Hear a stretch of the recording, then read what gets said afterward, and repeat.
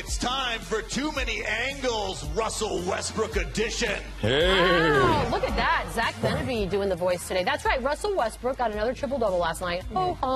So we're going to... He's hot. He's still hot in the game. That was a 4-minute cardio moment. You got job. Thank you. Let's hear it. You hit the jump shot. I did. It's supposed to be your ball. Wet. He took the ball. Possession should have been yours. We got to replay that game. We got, see? The potatoes coming back. Hey, you're the one that screwed it up. We were all sitting there going, shouldn't you have... Nah, it doesn't matter. None of y'all said anything, though. I noticed. I went like I this. thought you knew what you were doing. Anyways. Well, actually. First angle, what is it? Angle number one is Westbrook, the people's champion. Beetle, explain. There's only one people's champ. But last night, Nets fans chanted MVP at Russell Westbrook. Less than 2 minutes into the game. The people's champ, though, I feel like that's too far. Well, as I said earlier, As if you he was did. the people's champ, he would have been voted into the All-Star game. Yeah, but we're an hour show, so you have to say it again. And I just did. Okay. Weren't you paying attention? Really? My question, which people? The people. Can't you read? No. All the people? Not all. No, all the peoples are not united. Which people? Which peoples? I would say the peoples who live in the center of the country, who like it when a player doesn't have free agency, who like when a player stays loyal. Good point. Wait, you think this is geographical? I feel so. I feel coastal elites like we don't. That's why we're losing all our subscribers. You know Classic. what? I think it divides this way. Steph Curry went on record and says that he thinks it's James Harden just because of the wins and losses. Yeah. And then there's a side that says, you know what? He has to do more with less, and that's Russell Westbrook. So I'm with the James Harden argument of this is what you do and you're winning versus you're doing We it, have but no that one later else on, around too, you. but for the record, it should be Kawhi, because head-to-head, he is better than all of those guys, and he has beaten all of them more than they've beaten anyone else. But anyways, Good point. That's just like it is what it is. that's just your I'll just Spurgeon. continue to do that. No, it's not. It's facts and numbers. Voice, Two-way player. what's next? Angle number two, should Russ be happy that Kevin Durant left? Wait, what? What's this question? All right, so Westbrook's done a bunch of stuff this season, and if you really look at that chart, does not seem like something he could actually care about, the fact that KD left at this point. So I ask you, I'll start with you, Amin. I would say absolutely yes. Before KD left, remember, Russell Westbrook was a villain. People were saying he's ruining everything. He doesn't pass it enough. He's not a pure point guard. The moment KD left the way he did to the place that he did, all those people that we just talked about in the last question, they're like, he's loyal, he's one of ours, he's great. And since then, they propped him up. He is a bigger star now than he ever was. You really think playing that like on TV. fans are going that far in to decide whether they like him or not? Yeah, and we need to Really? fact check what you just said, because you remember after KD won his MVP and thanked his mom and cried, but also cried. protected Russell Westbrook in that moment, that's when the tables turned for Westbrook. No, they Yeah, didn't. people started to love him. No, at they that didn't. But moment. not just No, then, there they were the didn't. press conferences after games. Yeah, and he in kept which sticking KD up would for be him. like, Look, I got Mark it. Cuban, you're an idiot. But That's when he- exactly, but they were still coming for Russ. KD was protecting him, but they were still coming for him. The truth is, He was in Russell love. Westbrook is really about that life, that winning life. He is not happy that KD is gone, because with KD, he has a better chance of winning a championship. That's By fair. himself- So you're saying he misses KD? Yes, of course he misses KD. No, like misses being on a emotionally, good he team. misses KD. Like I wish he was still here. No, the question is, should he be happy about it? He should be happy about it because he's losing more. But let me ask you this. You're in a relationship, everything's going great, you love each other. Somebody cheats. You're angry, but you love them right up until that moment. Exactly.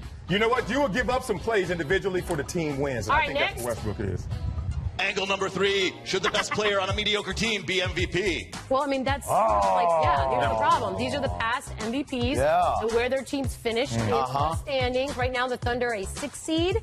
And look, if he finishes off with the triple-double average, people say it's a no-brainer. LZ's got the stat for this. Uh-oh. You got something? What do Because you he got? says it every single Tuesday we're on your show. Hey, hard.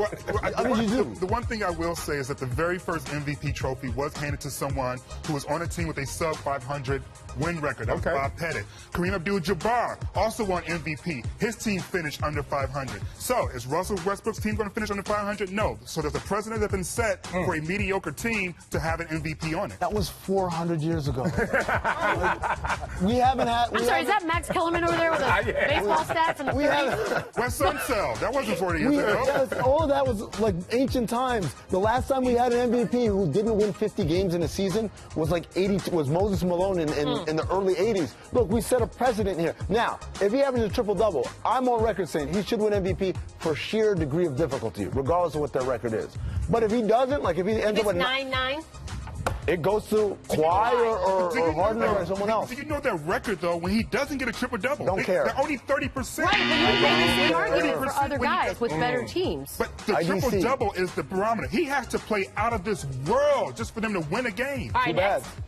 Shouldn't have run away, KD. Angle number 4 is Steph throwing shade by picking Harden as the MVP. Okay, so here's the deal. Remember that cheating analogy we just had? Well, the new husband has come out and said that he's not picking the ex-wife. No, he's not. He's picking James Harden as the MVP, and he said he had actual reason for it. He says you kind of have to reward the better team, I would think, record-wise. Again, this is my fundamental problem. Nobody understands how we define MVP. Why is that a problem? Because look at all these answers, even from the guys who play the game. Why is too many answers a problem? Because it's an award that we're trying to give out, and it'd be nice if we had one definition. Why? I like the idea that we can argue about this and that some people can go home. I like black and white. I mean, I don't like why you're on this show. We get it. But you know what? We're looking for we're looking for a perfect definition for imperfect award about players with all different types of situations. I'm going with the Harden model. It's very simple. If you're playing that well on a team that's playing that well, then you're going to get this award. It's just that simple. Listen, I'm going to tell you. I'm going to answer the actual question. Yes, Steph is throwing shade. The same way that Kevin Love threw shade at LeBron when he picked Westbrook to be the MVP. That was his former UCLA teammate. Him and LeBron weren't getting along. They asked Kevin Love who should be MVP. He said, I think Westbrook. That's awkward. It seems as if Steph is doing the same thing. He's going, I think it's Harden. It certainly isn't Kevin Durant's ex-teammate. No. If you want to throw shade, what did he say, Kevin Durant? Yes, absolutely. Angle number 5. Are we making way too much of these triple-doubles? Okay, I mean, you're going to have to start here. He's got 33 of them. The NBA as a whole is experiencing a record triple-double explosion, and there are still quite a few games left to play. So, yeah, are we? No, we're not. I mean, triple-doubles in general, yes, maybe we are. Okay. But the idea of someone averaging a triple-double, I'm sorry. No matter how many, we might end up with 150 this year. Instead of 114 was on pace. Let's say we end up with 200. Right. Doesn't change the fact that only one guy is averaging it, and he's if he averages it, and he's only the second guy in history. Well, if it's so amazing, how come he's not your slam dunk MVP? I said if he does do it, if he does do it, he is. If he doesn't, but if he's not. At 9.6, don't care. You're really gonna go by how it sounds. Triple double versus zero. Yes, exactly.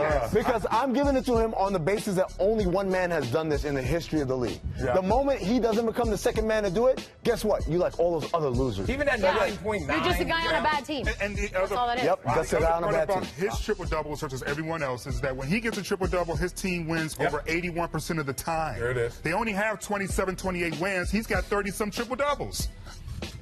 Wait, so are you arguing with or against him? No, I'm saying... He did that, I was like, little over there, little over here.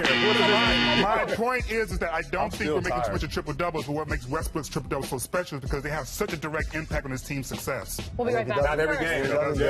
James Corden.